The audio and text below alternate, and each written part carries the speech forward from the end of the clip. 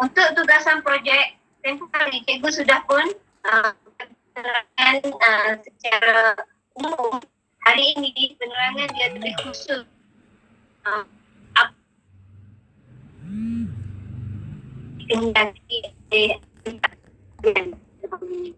Okay, kita terus tengok kepada untuk ringkasan aktiviti ini, nanti cikgu akan bagi penerangan lagi sekali sebab dia ada sedikit penambahbaikan dan juga perubahan daripada yang cikgu bagi yang asal tu. Tapi untuk ringkasan eksekutif, cikgu akan bagi dia minggu depan lah, next week. Sebab cikgu perlu buat persediaan dulu sebelum bagi kepada pelajar. Okay, seterusnya kita akan tengok berkaitan dengan pemilihan jenis perniagaan. Untuk hari ini, cikgu hanya nak bagi penerangan detail berkaitan kepada kamu berkaitan dengan pemilihan jenis perniagaan. Maknanya tempoh hari kamu sudah pun membuat pemilihan perniagaan jenis apa yang kamu nak, sama ada penghantaran barang ataupun mencuci dan servis, cleaning service ataupun urusan teknologi. Kamu sudah pun membuat pilihan masing-masing. Jadi daripada pilihan yang kita bentuk hari ini kita akan bagi penerangan secara detail dan jelas apa yang kita memilih. So kita tengok.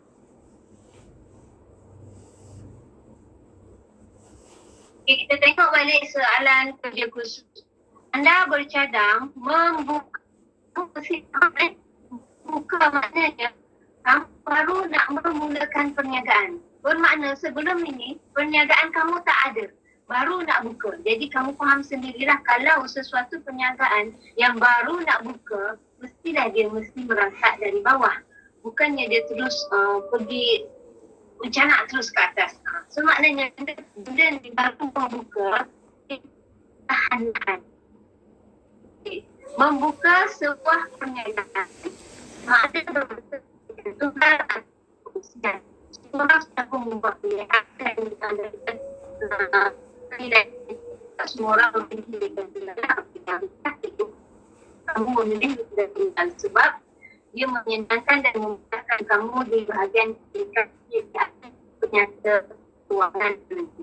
Kalau fungsinya dia rumit sikit, tapi kalau kamu rasa nak buat tak tahan, tapi ini apa?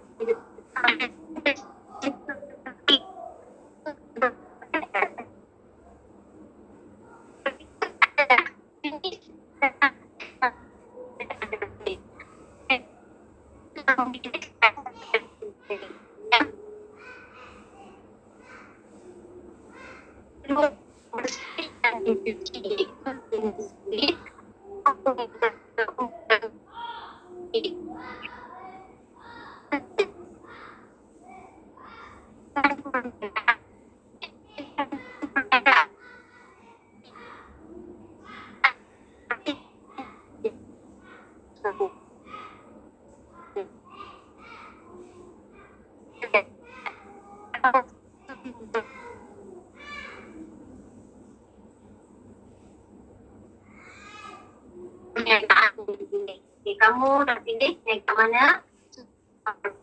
Rancangan ini akan dikemukakan kepada mana-mana institusi keuangan atau badan kerajaan untuk mendapatkan pembiayaan. Okay, yang ini nanti cikgu akan bagi penerangan secara step by step dari semasa ke semasa lah. Okay, untuk hari ini kita fokus kepada 3 benda ini. Apa yang pelajar faham dan pelajar tahu apabila kamu memilih salah satu daripada perniagaan tersebut. Okey, kita tengok yang pertama, penghantaran barang ataupun kurier. Okey, penghantaran barang atau kurier. Okey, ini tengok pastikan kamu faham dan tahu untuk perniagaan yang kamu nak hasilkan ataupun yang kamu nak wujudkan ini, dia hanya terhad kepada penghantaran berkaitan dengan surat ataupun dokumen dan bungkusan sahaja. Yang ini sahaja. Yang ini sahaja yang ada kaitan dengan penghantaran barang kurier. So maknanya kalau kamu nak menghasilkan perniagaan berkaitan dengan penghantaran barang, ini sahaja barang yang boleh kamu ambil sebagai perkhidmatan, iaitu surat, dokumen ataupun bungkusan sahaja. Okey, barang basah atau mudah rosak tidak diterima. Okey. Contoh sayur, ikan ataupun makanan, contoh macam grapefruit atau food panda, yang itu tidak diterima. Yang itu bukan dikategorikan sebagai penghantaran barangan, penghantaran barang atau kurier. Okay, so maknanya berkait dengan barang basah ataupun barang mudah rosak ni, dia bukan dikategorikan sebagai penghantaran barang. Okay, seterusnya, merujuk perniagaan sedia ada seperti JNT, pos laju, ABX dan yang sewaktu dengannya. Okay, maknanya bila kamu nak buat perniagaan tu, kamu recall lah, kamu rujuklah berkaitan dengan perniagaan yang sudah sedia ada ataupun yang sememangnya sudah wujud dalam pasaran. Contoh dia macam JNT, tengok JNT pun tak ada, dia post sayur, dia post makanan ada, cuma untuk bahagian tamu makanan dia tak terima. JNT makanan cepat rosak lah, maksudnya makanan goreng siap lepas tu hantar rumah ke rumah. Tak ada macam tu melainkan makanan yang di packing, dibungkus. Okay, so kalau di packing, dibungkus tu lain cerita lah, yang itu customer punya lah. Kita sebagai kita tahu apa yang ada dalam bungkusan tu, walaupun ada keluar tu memang ada dia tik apa benda barang yang dibungkus. Okay, faham seperti JNT ataupun pos laju ataupun ADX dan lain-lain. Okay, bukan bermaksud merujuk perniagaan sedia ada ni, bila kamu memilih penghantaran barang, nama perniagaan kamu letak JNT, ataupun nama perniagaan kamu letak pos laju, ataupun kamu letak ADX. Nama perniagaan kamu adalah your own word, adalah perkataan kamu sendiri, nama perniagaan kamu sendiri, bukan nama perniagaan yang sudah ada. Yang dia maksudkan merujuk kepada perniagaan sedia ada adalah cara perkhidmatan yang dijalankan itu kamu boleh ambil contoh ataupun kamu boleh rujuk. Inilah penghantaran barang atau kurier yang sedia ada di pasaran. Okay. Penghantaran melibatkan skala tempatan sahaja, iaitu miri. Okey, untuk dalam skop kerja khusus kamu, penghantaran barang kamu hanya melibatkan area miri sahaja. Dia tak keluar daripada miri. Hanya bahagian miri sahaja. Okay. Dan seterusnya perkhidmatan. Yang mana perkhidmatan ya? Cikgu share slide tak? Cikgu share slide, tak nampak ke? Yang cikgu share tu pasal kerja khusus kan cikgu, tapi kami tak nampak. Ya, kenapa baru bagi tahu? Okey, sekejap cikgu lagi sekali. Setiap benda yang cikgu cakap mesti ada slide, tak ada cikgu cakap kosong.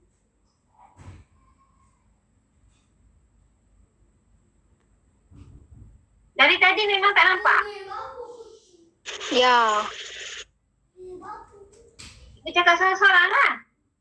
Habis tu kamu tengok apa? Slide hitam je? Ya. Ish. Okey, itu nampak tak? Cikgu dah share dah, nampak tak? Nampak. Nampak. Okey, so cikgu ulang lagi sekali lah sepintas lalu daripada kamu pula berita. Okey ini slide yang pertama lah berkaitan dengan tajuk projek kita. Okey, yang kedua tadi berkaitan dengan inilah yang cikgu nak bagi penerangan kepada kamu hari ini berkaitan dengan pemilihan jenis perniagaan. Untuk ringkasan eksekutif ni nanti cikgu akan bagi penerangan lagi sekali lah. Maybe next week lah. Cikgu sebab yang ni cikgu perlu buat perancangan untuk cikgu dulu sebelum bagi kepada kamu. Okey, seterusnya kita akan tengok soalan kerja projek. Ini adalah soalan kerja projek. So cikgu andaikan semua orang sudah dapat dah soalan kerja projek ni. Siapa yang belum ambil dekat sekolah, tolong pergi ambil lah. Dan siapa yang belum, kalau yang ada printer tak nak pergi ambil dekat sekolah pun kamu boleh print daripada soft copy yang telah cikgu send Okay, so cikgu ulang di bahagian sini lah berkaitan dengan penghantaran barang. Kalau slide tiba-tiba menghilang, bagi tahu cikgu sebab yang ada depan cikgu hanyalah slide PowerPoint je. Cikgu tak nampak GM itu sebab cikgu suruh kamu masuk awal sebab bila kamu masuk lambat, and then kalau kamu guna email, kamu guna email biasa, bukan email delima, kamu perlu dapat permission So kalau cikgu tak buka GM, cikgu tak boleh bagi permission untuk kamu. Okay?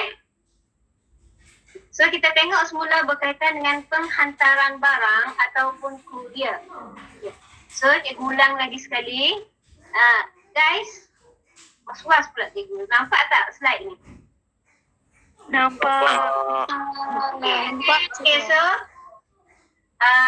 untuk penghantaran barang, dia hanya terhad kepada penghantaran surat, dokumen dan bungkusan sahaja. Sama yang cikgu bagi tahu tadi lah, hanya melibatkan surat, dokumen dan bungkusan sahaja. Okay, barang basah atau mudah rosak tidak diterima. Contoh macam GrabFood ataupun Foodpanda, yang itu tidak diterima. So maknanya kamu tak boleh buat perniagaan yang menyerupai Foodpanda ataupun GrabFood contoh. Okay, perniagaan yang kamu, kalau kamu pilih penghantaran barang ni, perniagaan yang kamu boleh pilih berkait dengan surat, dokumen dan bungkusan sahaja.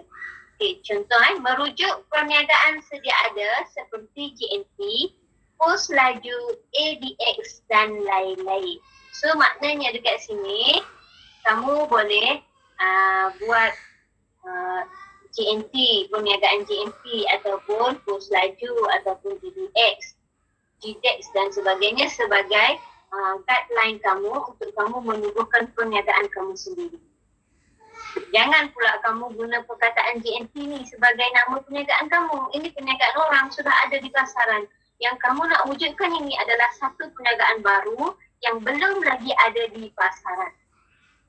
Cuma perkhidmatan yang kamu jalankan adalah menyerupai menyerupai sama seperti perkhidmatan yang dibuat ataupun ditawarkan oleh GNP, pos laju, ABX, GDEX dan lain-lain lah, yang mana mereka membuat penghantaran surat, dokumen dan bungkusan sahaja. Tak ada makanan mudah rosak dia, tolong pos untuk kamu. Okay. Kalau contoh tiba-tiba letak durian dalam bungkusan, itu masalah customer, bukan masalah kamu. Yang kamu terima adalah bungkusan. Tapi sebenarnya kalau ikutkan syarat, contoh macam GNP, pos laju, ABS sebagainya, mereka pun tak terima makanan sebenarnya. Sebab itu kadang-kadang customer ni biasalah, orang makanan dia letak baju dan sebagainya. Itu adalah risiko customer lah, bukan risiko perniagaan kamu lah. Dan jika kamu memilih perniagaan untuk penghantaran barang, penghantaran ini melibatkan skala tempatan sahaja, iaitu bahagian miri. Sebab kamu berada di miri, so area miri sahaja. Maknanya kamu membuat penghantaran di dalam area miri sahaja. Sebab ini adalah perniagaan yang baru kamu nak tubuh. Kamu baru nak merangkak-rangkak. So kamu merangkak di dalam daerah miri. Okay, so dalam perkhidmatan ini, sama ada pelanggan tu dia boleh hantar barang ke kedai ataupun premis perniagaan kamu. Kalau pelanggan tak hantar, kamu boleh kutip di rumah pelanggan.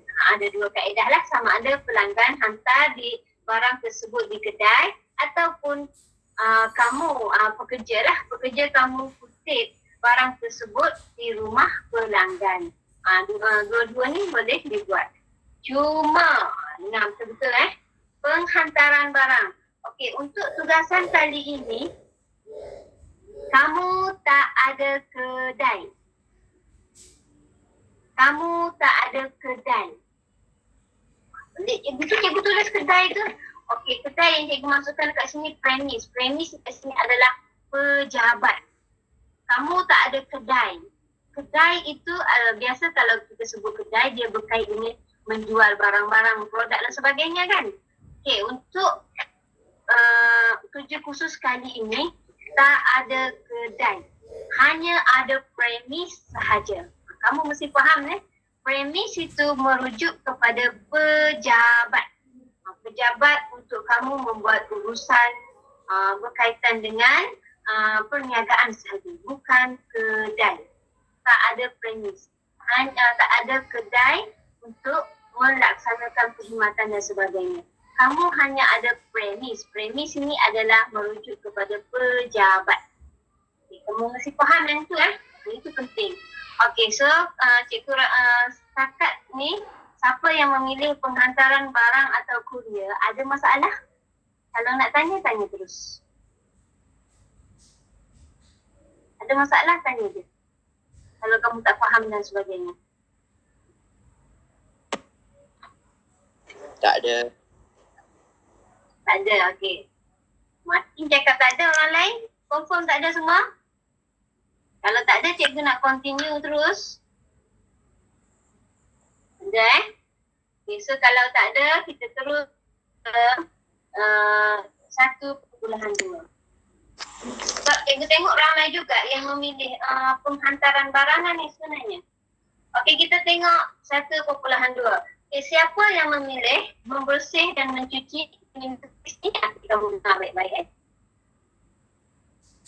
Okey, apa yang dimaksudkan, apa yang dikehendaki dalam kerja khusus kali ini, jika kamu memilih perniagaan berkonsepkan membersih dan mencuci, cleaning service, dia merujuk kepada merangkumi skop halaman rumah atau premis pelanggan sahaja.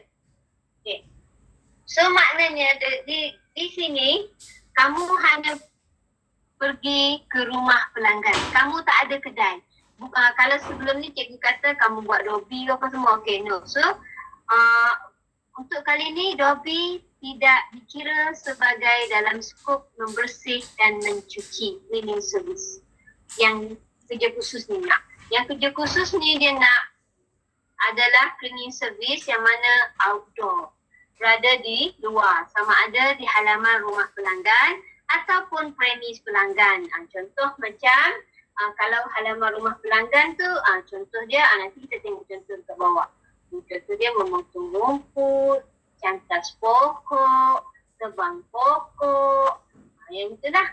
Ataupun dalam rumah pelanggan pun boleh sebenarnya. Premis pelanggan tu maknanya bukan bererti kedai, orang yang ada kedai saja. Kalau orang kaya ke orang miskin ke, tak kisahlah siapa pun, asal dia panggil kamu ke rumah dia, tujuan dia untuk cuci sofa, kamu bolehlah pergi rumah dia, ini cuci sofa, ataupun dia minta kamu cuci lantai, ataupun cuci langsir, ataupun cuci cermin. Cermin bukanlah cermin yang kamu pilih nak pakai bedak tu, bukan yang itu. Cermin yang dimaksudkan ni biasanya pejabat lah, yang pejabat yang ada dinding yang bercermin tu, yang itu boleh Okay, itu yang dimaksudkan sebagai halaman rumah dan premis pelanggan sahaja. Okay, sini tidak boleh membuat sebarang jualan produk. Maknanya kamu 100% kamu hanyalah berfokus kepada perkhidmatan membersih dan mencuci sahaja. Tak ada sebarang jualan produk dibuat. Tak adalah cikgu sambil-sambil tu bolehlah cikgu kami nak jual sabun keluaran kedai kami untuk mengembangkan lagi perniagaan. No, tak ada. Tak ada sebarang jualan produk dilakukan kepada pelanggan. Hanyalah perkhidmatan semata-mata. Okey. Dan sini membersih dan mencuci. Okey, untuk skop 1.2, siapa yang memilih perniagaan membersih dan mencuci, dia hanya menumpukan kepada satu aktiviti perkhidmatan utama sahaja. Dia tak ada perkhidmatan sampingan. Maknanya kalau kamu fokus yang itu sajalah perkhidmatan kamu.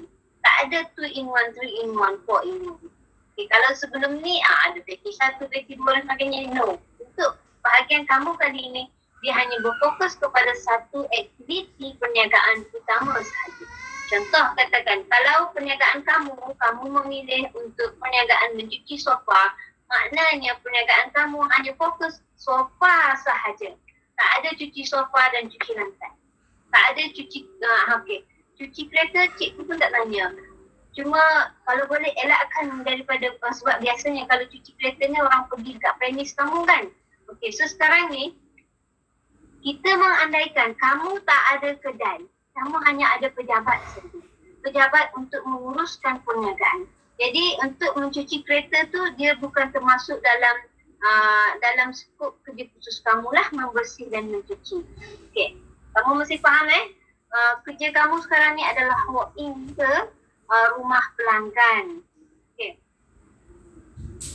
So, contoh kalau kamu pilih cuci sofa aja lah. Tak boleh cuci sofa dan cuci almari atau cuci sofa dan cuci kapet. Tak boleh. Dia hanya nak satu aktiviti utama saja. Kalau sofa aja. Kalau kamu pilih cuci lantai saja. Kalau kamu pilih cuci langsir saja. Kalau kamu pilih cuci kapet saja. Ataupun kalau kamu nak pilih yang jenis yang outdoor berkait dengan memotong rumput, maknanya pergi mesin rumput atau potong rumput saja. Ataupun kalau kamu nak menyediakan perkhidmatan cantas pokok je. Ataupun kalau kamu cantas, jangan salah faham cantas pokok dengan tebang pokok ni berbeza Cantas pokok tu, kalau pokok tu dah merimbun sangat, dia akan cantas supaya dia tidak mengganggu pandangan dan juga tidak mengganggu jalan raya dan sebagainya. Itu cantas pokok. Kalau tebang pokok ni bagi pokok tu mati terus, menyembah bumi terus, itu maksud tebang pokok. So dia adalah dua konteks yang berbeza. So maknanya kamu pilih salah satu. Ini contoh kamu boleh bagi contoh selain daripada itu. Cuma mesti bagi dekat cikgu dulu. Kalau cikgu tengok, kalau sesuai cikgu approve, kalau tak sesuai kamu mesti tukar. So maknanya nanti untuk kali ni cikgu akan buat lagi satu link macam tempoh hari. Cuma cikgu ada edit sikit kat link itu. Apa fokus utama perkhidmatan kamu. Kamu mesti letak situ. Untuk cikgu kena pasti perniagaan kamu tu kamu dah pilih betul ke salah. And then fokus perkhidmatan kamu tu betul ataupun salah. Okay. Nanti kamu akan isi link tersebut lah. Lagi sekali. Dan biasalah sebagai pengurus atau pemilik perniagaan, kamu mestilah sediakan kenderaan untuk bekerja ke rumah pelanggan. Sebab kerja kamu sekarang ni cari pelanggan, bukan pelanggan cari kamu. Kamu tak tunggu di kedai, tapi kamu pergi dari rumah ke rumah, dari tempat ke tempat. Nah, itu adalah pekerjaan kamu untuk kali ini. Semua. Okey. So siapa yang memilih membersih dan mencuci ni, ada masalah tak? Kalau ada masalah boleh tanya.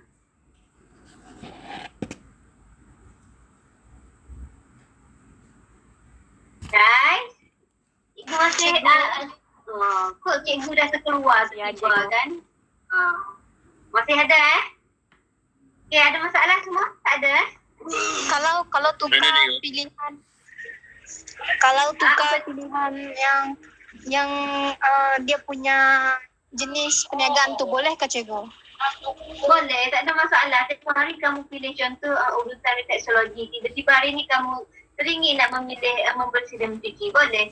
Sebab itu cikgu bagi lebih awal supaya kamu ada idea. Tiba-tiba kamu rasa idea itu macam tu. Kehendak soalan macam ni. Tak apalah tukar yang lain. Boleh, tak ada masalah.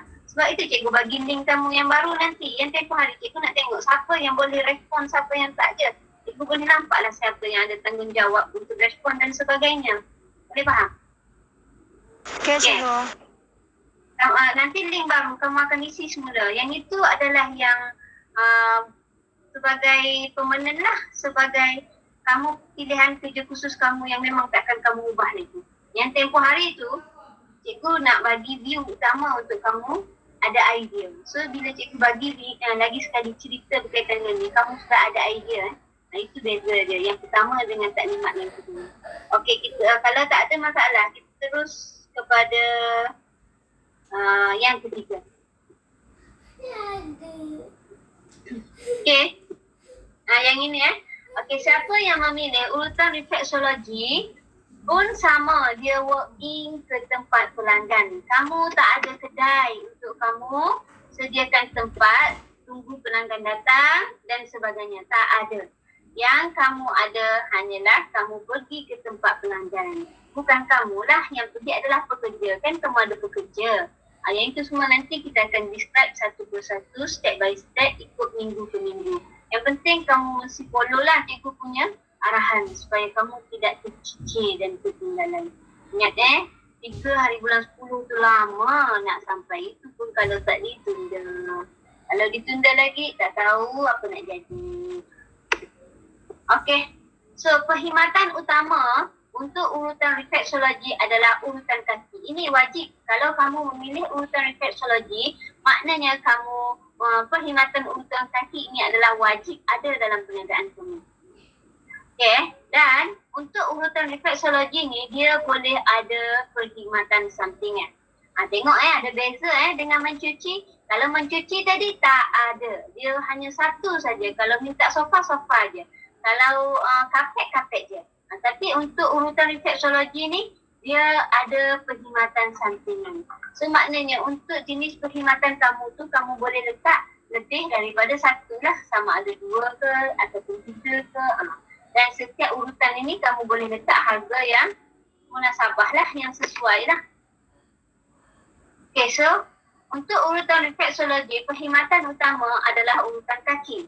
Yang ini wajib ada. Dan jika kamu nak adakan ataupun nak menyediakan perkhidmatan sampingan, kamu boleh buat urutan bahu ke, urutan badan, satu badan tu dia tak dikira sebagai perkhidmatan sampingan urutan bahagian-bahagian tertentu dekat badan tu boleh dikira perkhidmatan sampingan. Bukan urutan satu badan spa, maknanya spa tak boleh lah Okay, so urutan bahu, okay. Ataupun kamu boleh buat urutan betis ataupun urutan leher dan urutan yang sesuai lah. Tak payah bagi yang sesuai dengan situasi dan keadaan lah. Itulah yang dimaksudkan dengan perkhidmatan sampingan. Okay, dan untuk urutan refleksologi ni juga boleh jual produk sampingan yang dibawa ke rumah pelanggan. Maknanya kamu dibenarkan untuk menjual produk sampingan. Contoh kamu nak jual minyak angin ke, minyak kus-kus ke, boleh. Tapi terus terang cikgu katakan tidak digalakkan. Kenapa cikgu kata tidak digalakkan? Jika kamu buat jualan produk sampingan, maknanya kamu sudah ada produk. Bila sudah ada produk di bahagian penyata kewangan nanti, kamu mesti buat satu lagi bahagian tambahan berkait dengan pengiraan kos produk.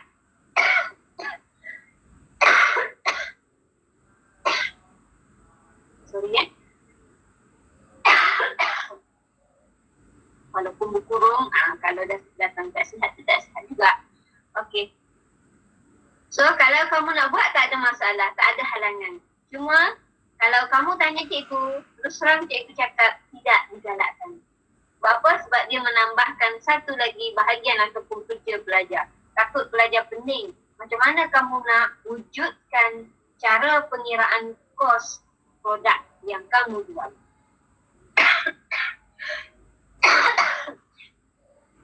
Okey, seterusnya tiada premis atau kedai. Okey, premis yang dimaksudkan dekat sini kedai lah.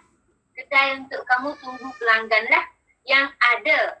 Okey, sama ada yang tadi apa tu perkhidmatan penghantaran barang, cleaning service dan juga urutan refleksologi. Dia wajib ada pejabat. Jangan salah faham Tak ada kedai untuk menguruskan perkhidmatan, tapi wajib ada pejabat. Pejabat tu untuk menguruskan perniagaan dan sebagainya lah. Okey. So tiada premis atau kedai untuk perniagaan perkhidmatan dijalankan. Okay, saya harap semua dah faham lah bahagian sini. Hanya perkhidmatan itu hanya terjadi apabila kamu walk in ataupun bergerak ke tempat pelanggan saja. Sama ada di rumah ataupun di pejabat-pejabat ataupun premis pelanggan sahaja. Okey. So untuk urutan refleksologi, itulah dia punya penerangan secara detail. Cikgu harap tak ada masalah. Siapa yang pilih urutan refleksologi ada masalah, kamu tak faham boleh tanya terus.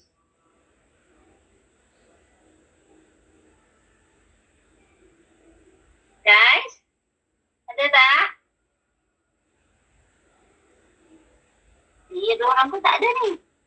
Tak ada cikgu. Ada orang pilih Tak ada orang? refleksologi. Orang ada tak ada?